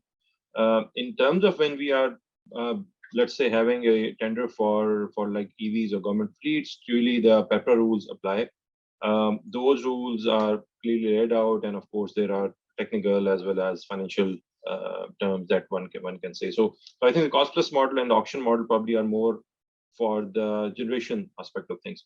About the second question about the EV projection for the next 5 years or 10 years, I do not have numbers off the top of my head, although we are currently working on those numbers as part of a USAID funded project. I think those numbers should be available soon. But the number that I can recall is that we once did an exercise that what if today we have a magic wand and we convert all the vehicles to electric today in Pakistan. So we require for converting, let's say the four-wheelers, we require about 3,300 megawatt of electricity, continuous supply of electricity. Of course, we are simplifying it a lot, but about 3,300 megawatt of electricity is required to power up all the four-wheelers in Pakistan. That's about, the number is about 3 to 4 million cars. And looking at the bigger picture, 3,300 megawatt is not much. It's a capacity of 2 RLNG plants or 2.5 RLNG plants that we have set up, and some of that can come from renewable sources like solar and others. So yeah, so that's maybe a bit simplified answer. Thank you. Thank you so much, Dr. Naveed. And if you would like to couple it with some of the suggestions that you would like to make in the second round. Yeah, I think the main thing that at this time, I think I would say that all the panelists have, I think, talked about, and our friends from India also have, I think, reiterated that at the government level, there has to be more ownership of the policy. The problem in Pakistan, I think, is that when there is a thing like transdisciplinary, like electric vehicles, typically one ministry is not enough. There should be a body on top of ministries, not just a ministry, but also on top of provincial governments that can not only have a policy document, but also it can track the implementation of it. Any hurdles that come in between, it can actually solve those hurdles. So that high-powered body, maybe it can be placed in the Planning Commission, maybe it can be placed in the Prime Minister House, Prime Minister Secretariat, in fact. But there needs to be, or BOI, that's another possibility. But one body, and that has to have a lot of power. The second thing is we need to get rid of some of the, you can say, duplication of efforts that are happening. So again, as I said, standardization happening at PSQCA, standardization happening at PTA in Punjab. Those duplication should be removed, because otherwise it will be, it's not, you can say, business friendly, you can say, point. The third thing I would like to say is that the critical infrastructure must be developed as soon as possible. I mean, the critical infrastructure, and then the critical infrastructure is separate for separate type of vehicles. So like a fuel station where you have petrol and diesel, or maybe CNG also, in electric vehicles, the infrastructure requirement is separate. So for cars and SUVs, there is a separate requirement. For two-wheeler, they work in a totally different world. And then if we have a swappable infrastructure that has a different requirement, then we have a swappable battery standardization. Then buses and trucks have their own standardization. Sometimes it is proprietary, sometimes it is not. So I think it's important to have those standards set at first and then develop the infrastructure, at least a critical one. And then finally, I would like to say is that the government should start first from its own procurement of electric vehicles. Maybe as simple as maybe the municipal waste collection. I mean, then easily can be shifted to maybe electric three-wheelers. And I think that will give, I'll just quote one example from New Zealand where they did a very interesting exercise where the government actually converted most of the taxis in Auckland and other parts to electric. And the conversion of taxis serve two purposes. One is that they are long running vehicles, so they run a lot of miles, so they actually get the cost of ownership, the real benefit of cost of ownership actually comes there. But the second thing is the people who sat on those taxis actually realized that how quiet they are, how efficient they are, and then they talk to the driver of the vehicle, and they find out more, and that encourages them to actually have the vehicle. We do not have taxis as such, but we can encourage the ride-hailing companies like Careem and Uber and NDrive to have that more. And I think that will have more awareness, and I think ultimately we'll have more electric vehicles, and people will be buying them. Thank you. Thank you, Dr. Naveed. Really great suggestions and examples. Ahmed Sajil, would you like to add on something? As per what could be the long-term, short to medium and long-term solutions to, yeah. Okay, so basically the way forward is, of course, indigenous or local assembling solutions. For that, I think definitely consistency of policy, a consistency in developing infrastructure is the key to all of that. And also, perhaps we need to find, like we have with the conventional vehicles, we have the support network in the way of the vendor industry. So perhaps a better idea, an even better idea, would be to focus also onto the local vendor industry for EVs, because there's plenty of what the conventional vendor industry is producing that may not be of direct relevance to this brave new world. So I think that is one element that the policy perhaps does not cover. And that may also be something worth looking into to incentivize, to develop the vendor industry if we wish to go towards local assembling, and to eventually at some stage reach the point we're able to do indigenous manufacturing also. I think because China is a great example that way. China traditionally is not automotive manufacturing country, but the way they have turned things around in the last 20 years or so, it's spellbinding. And I think that is something that we need to learn. We have, the advantage that we have is that we have excellent diplomatic and business ties with China. So in addition to how we have taken to the Chinese vehicles in the way of local assembling, perhaps about time that we went in a way, because a lot of these Chinese manufacturers are state-owned companies. So perhaps it's a good idea that from state to state, we go into a collaborative effort, and which is not just but also from an academic point of view, not just commercially, to understand and develop our own automotive industry along those lines, and to build that kind of a vendor base, which could have, because it is undeniably one of the biggest industries in the world, and there is so much else besides the automotive assembly plant that goes into building a car or any other vehicle. So that is something that is worth considering and worth diving deeper into, perhaps. Thank you so much. I think great suggestion. There was a news from yesterday I was reading, and there has been an agreement on the EVs manufacturing plant in one of the SEZs under China-Pakistan Economic Corridor, Special Economic Zone.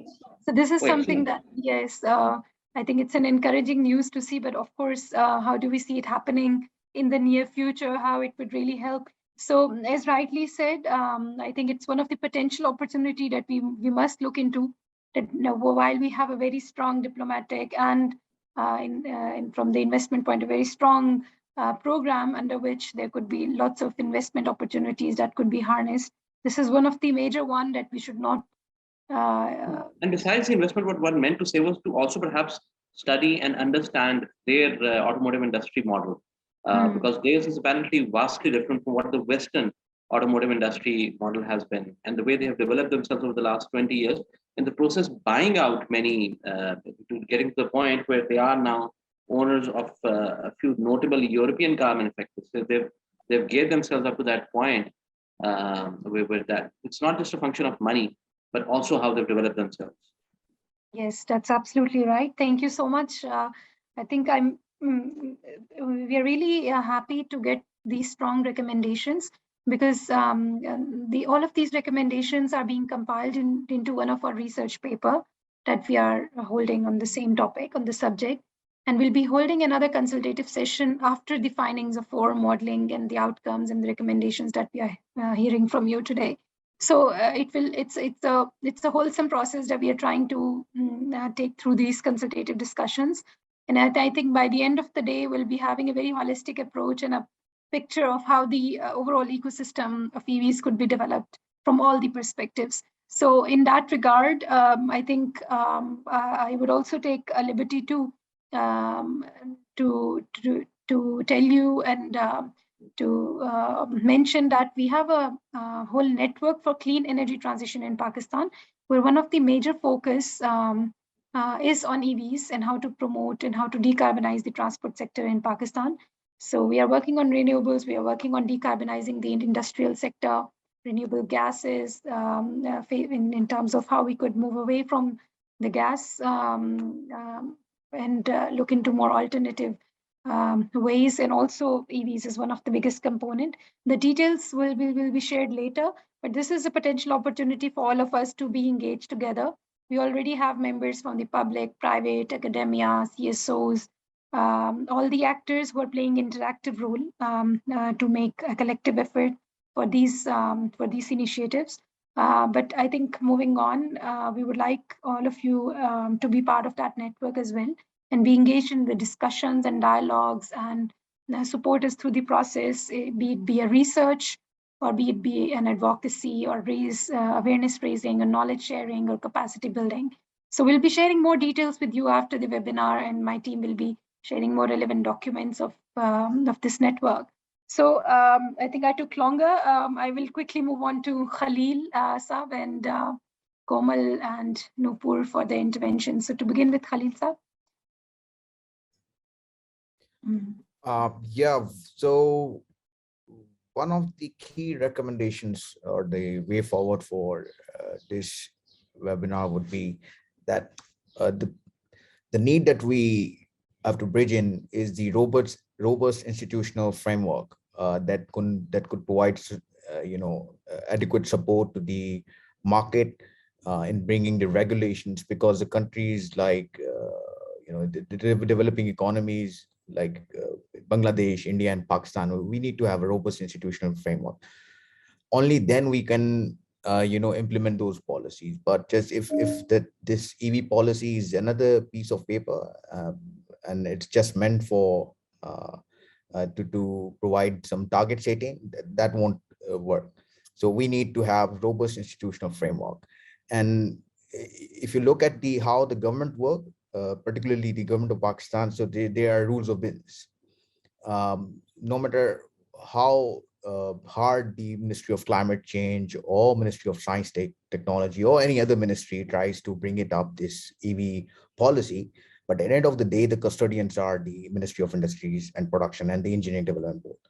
So the easiest way is to bring in somebody who has a vision, who clearly understand the market, and give them a charge of the Engineering Development Board, or those who can understand those the government bottlenecks as well as the market bottlenecks.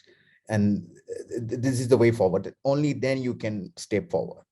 And Sajil Saab mentioned about the Chinese market. So Chinese, you know, industry players, they're very hard to understand. What they did was back in 2010, they invited Tesla to develop that giga factory and also their manufacturing facility in China, and they provide all the financing for that. The Chinese government and their bank financed all the operations. So it was quite a positive move for Tesla. So what they need, that China was the biggest automotive market, and they helped develop the Tesla market in there, and then they encouraged the local manufacturing companies like NIO or the Geely or BYD. So they were already into battery manufacturing, but they did not know how to make how to make cars. So they learned the practices, and they acquired those technologies. And now Tesla, these local companies, these Chinese local companies are giving the toughest time to China to compete with these markets. So in just a matter of 10 years, they have changed the entire global automotive company landscape by investing at the right time into their own manufacturing companies. So for that, the localization would be the key to sustainably uptake the EV market. And for that, we need to have the strategy for Make in Pakistan. And so how China is far ahead than the rest of the world, because over half of the battery industrial production that comes out is contributed by China. And in terms of upstream raw material sourcing, so China is not the biggest player. It's mostly Australia, Lithium Triangle, Chile, and Congo Republic. So these are the countries, those who have the sources to the raw material, access to raw material. But when it comes to refining of those raw material, from midstream refining to downstream refining, China has acquired over 80% of the market. So whoever would own that technology to refine those raw materials would be dominant player in the future in terms of providing the right market. And also I mentioned about national fuel economy standards. We need to have clear strategy for reducing our import bill, and for that national fuel economy standard would be very important, and for that NICA would have to play its role. In terms of the infrastructure, the charging infrastructure, we would have to devise innovative mechanisms in terms of employing time of use mechanisms, upgrade grid infrastructure, install charging point operators. Not as I said, we need a decent coverage. We cannot copy China that we will have like millions of charging points, but we need to start with some decent coverage. And we cannot copy in terms of producing that 4 wheels, 5 wheels, or sorry, 2 through 3 wheels. We have to come up with 1 or 2 product and locally design it in a way that meets our market expectation, and we need to build it on that. And this is what Indians did. They initially focused on 2 and 3 wheels, and they are moving forward in a strategy that now they are focusing more on buses. So these are my recommendations, honest and straightforward recommendations. If we want to make an impact on EV landscape at the national scale as well as for the global scale. Thank you. Thank you, Khalil Saab. I think very, very insightful and right on the spot that what actually needs to be done. I'll quickly move to Nupur, Ms. Shah, and then Ms. Komal. So, Hina, most of the points have been covered by all the panelists, and they had been very insightful. I would like to focus on 2 points which I could not cover earlier. Is one of the business model which can be adopted is mobility as service. So basically, everyone or any common man cannot own EV vehicle. So what can be done by the manufacturers or the OEMs is that they can lease the EV vehicles, they can decide the EMIs, And then after a certain period of time, like after 4 years, 5 years, they can just take the vehicle back once they have used it. So this model can be introduced for it can be started with two-wheelers, and then it can be later started for three-wheelers and four-wheelers, so that everybody can adopt EV vehicles. And this should be started especially in those areas where the pollution is more. So, and the second problem or the second concern, I believe, whether it is India or Pakistan, is the awareness problem.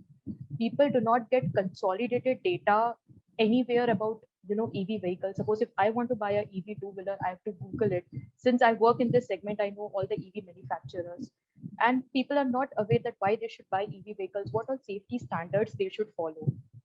So it is a duty of government officers to publish data about EV vehicles, why they should adopt use EV vehicles, what are loan options are there. If they're charging at home, the earthing has to be proper. What all safety standards they have to take into consideration if they're charging their two-wheelers. They should also provide list of EV manufacturers which are there in Pakistan, and everything should be there at a single at a single window. So these are the points I wanted to highlight. And as Mr. Khalil has already mentioned, that EV chargers are going to play a very important role and strategic adoption is important. I would also like to add that proper EV chargers are equally important, because I've seen in certain regions where we are facing problem is only slow chargers have been adopted, though the number of chargers are more, but the slow chargers are there, and in those places there should have been fast chargers, because any four-wheeler vehicle is not going to stop at a place and wait for 4 to 5 hours for their vehicle to get charged. So adoption of proper chargers, so proper study has to be done, like which regions require which kind of chargers. Suppose if you're on a highway, only DC fast chargers should be used. If you're, in a shop or in a CCD, then, AC chargers can also be used. So that study has to be proper done. And similarly, it has to be figured out which EV chargers should be adopted. So these are my key recommendations. Thank you so much, Ms. Shah. Lastly, Ms. Komal, if you would like to add some recommendations. So people have spoken about a lot about regulatory support, and I guess it's pretty well established by now that there cannot be a way forward without substantial support from the government. I guess what goes hand in hand, and before things spiral out of control, would be, while we frame regulatory support, there's also a requirement of developing safety standards, checks and balances in place, so that we don't that there are not unregulated practices in the industry that come at the cost of the customers. So one, there's that.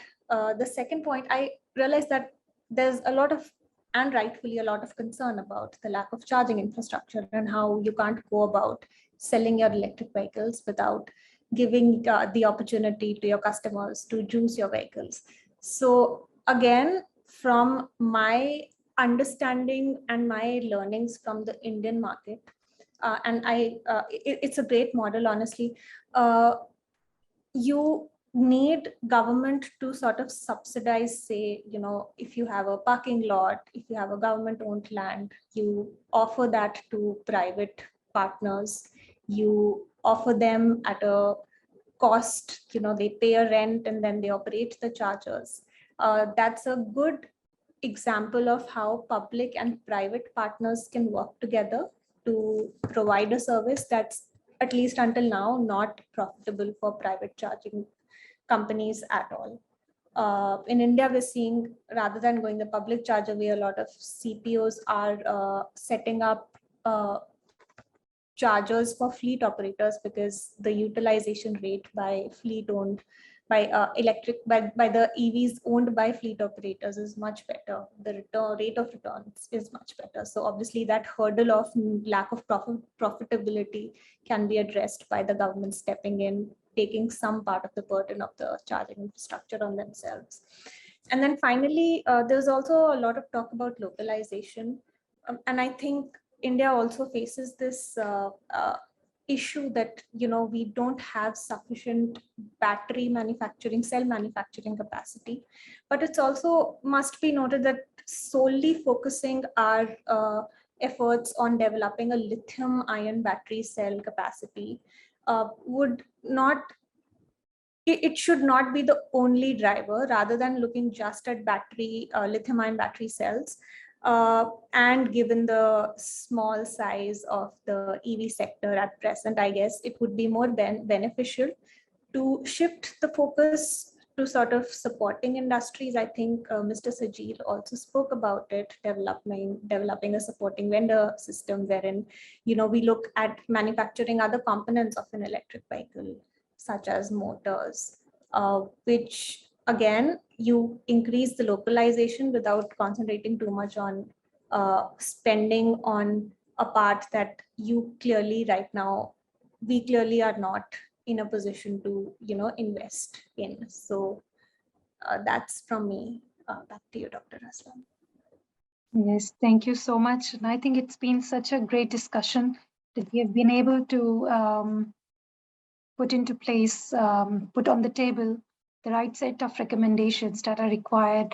And as I said earlier, this all will be compiled in the form of proper recommendations that will be passed on to the relevant stakeholders and the policymakers and the relevant ministries.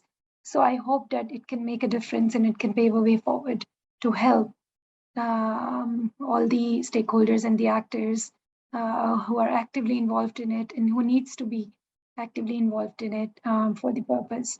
So thank you so much for joining us today. On the behalf of STPI, I would like to pay my gratitude to all the esteemed panelists for their valuable time, for their valuable insights and remarkable suggestions that we are going to take out of this discussion. And as I always say, that this discussion does not end here. It's just a matter of time that we have to close. But we would like to keep in touch and take this discussion in other forums, in another dialogue that we are going to take under the initiative that I have just mentioned on National Network for Clean Energy Transition in Pakistan, which is the first ever network that has been initiated in Pakistan with the help of stakeholders, public and private entities. So thank you so much, everybody, and have a great afternoon.